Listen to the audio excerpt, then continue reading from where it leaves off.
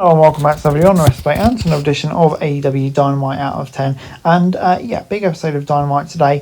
We obviously building up to Revolution, which isn't too far away now, and we started the show off in a big way with Hangman Page and MJF unloading on 5 years of hatred. While MJF focused on the 5 years of history boiling beneath this rivalry, Hangman questioned if the salt of the earth could not just stand that the crowd loved him more. The final words of both men led to a firm agreement. The Cowboy is the hero of the story, while the salt of the earth is glad to be the villain. MJF spat in the face of Hangman and then escaped, leaving security to face the Cowboys' wrath until AEW's head of talent relations, Christopher Daniels, calmed them down. No men better exemplify what AEW has been all about for the past 5 years, and MJF and Hangman. They were from side acts the main event players and gave them storyline ability in the company to give them a spotlight. When they've collided since the beginning, a rivalry between the two is kind of felt inevitable. And when Hangman continues to consider himself a heel, the face-to-face rivalry saw why he's a crowd favourite. Every step of this way he's backed it up with his words of actions. MJF has got to admit he regrets his actions, especially towards Daniels, setting the stage for a full babyface turn in the feud.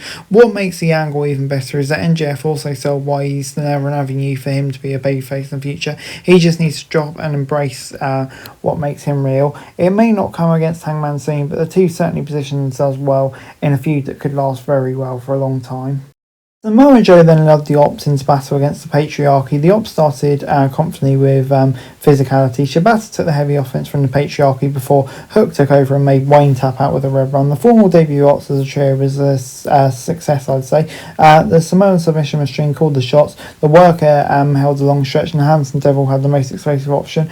The trio has the potential to get the division back on track in short order. It would be a shock to see them dethrone the Death Riders. It will take time to get used to Joe coming out to a different theme, but I think it works. The entrance scene's solid, it's memorable, and it's less difficult to get used to this trio together. Now they found chemistry, and the only surprise that it took them this long to get the name. But yeah, I'll give it a 6 out of 10, a solid debut. Moving on into the street fight between Big Bill and Powerhouse Hobbs, and Hobbs got his revenge against Bill in a brutal street fight that left plenty of blood and destruction. Hobbs won by sending the Redwood through a barbed wire table off the ramp. This was after a well-beat street fight delivered after months of brawl, and the match itself delivered everything that was promised and more. It was a pure plunder clash, and needing some unconventional weapons to heighten the sense of danger. Hobbs came out of this looking like a monster who will get a shot at the World Championship sooner rather than later, and if Bandito does not dethrone Jericho, perhaps Hobbs will be the next ROH champion, but it kind of feels like he may even be above that level, so I'll give it a 7 out of 10.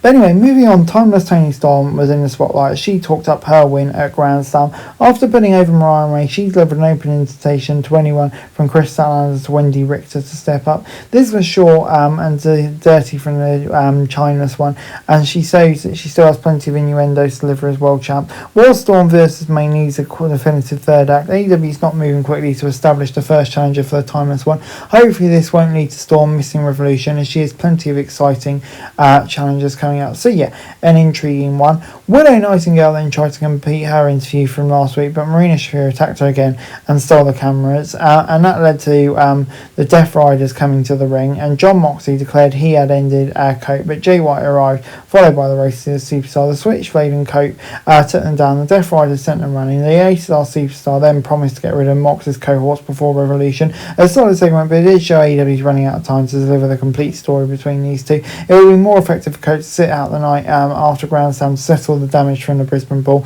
Still, the rest of the build is clear. Cope will try to eliminate Mox's advantage and have a one-on-one match. It would benefit the world title clash if the two wrestlers can wrestle in a clean contest, but it remains to be seen if AEW actually does that. Hint, cage match, Tony Khan at cage match, mate.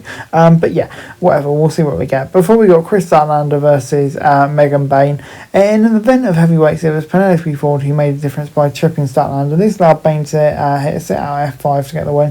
Thunder Rosa came out after the steel care to stop the two women taking further cheap shots. A huge win for Bain though, who defeated one of the most credible faces on the roster, and it came to a major asterisk, but it has an importance to the name and the win streak of the Megasys. More importantly for the long term, Bain delivered alongside one of the best wrestlers on the roster, an extremely good sign. And yeah, Ford and Bane have perfectly aligned at this point, which makes it good for the bad girl, who could use it as a breakup. Starlander and Rossa versus Bane and Rossa should be a good match for the future weeks, while Rossa v Bane could be special. So yeah, intrigued to see where it's going. Ricochet then demanded respect from the crowd that booed him relentlessly. Nana came out to ask the one and only to return his robe, but he refused. The one and only is not a top mic worker, but on his own, and mostly rode the wave of the crowd cheers. But most of this was with Swerve in front in mind. It was a good move to show Nana address Ricochet last time, selling at the robe that he stole was more than a prop. Ricochet refused to return it, like puts him in a dangerous spot, while Swerve already wanted to hurt him. Nana almost gave him a way out that he refused.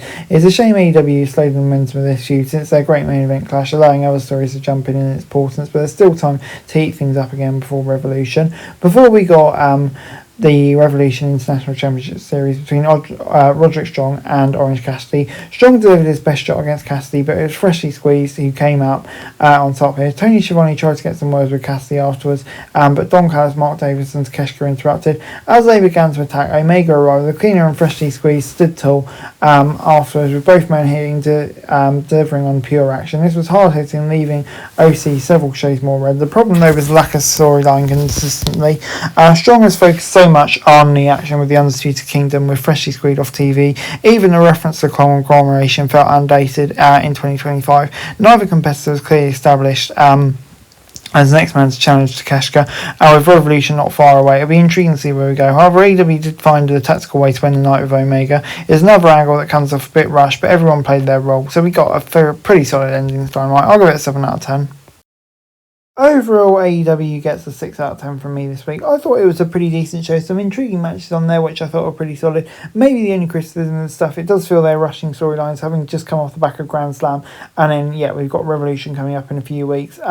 But yeah, on the whole, I think it was a good show. And I have to say, I'm pretty intrigued by the Revolution card. That's it for this video. Thanks very much for watching. Remember to like, share, subscribe. Follow us on our socials. Link in the description below for daily wrestling news, meme and content. Subscribe to our other channels on screen right now. That'd be greatly appreciated. Thanks very much for watching. Peace out.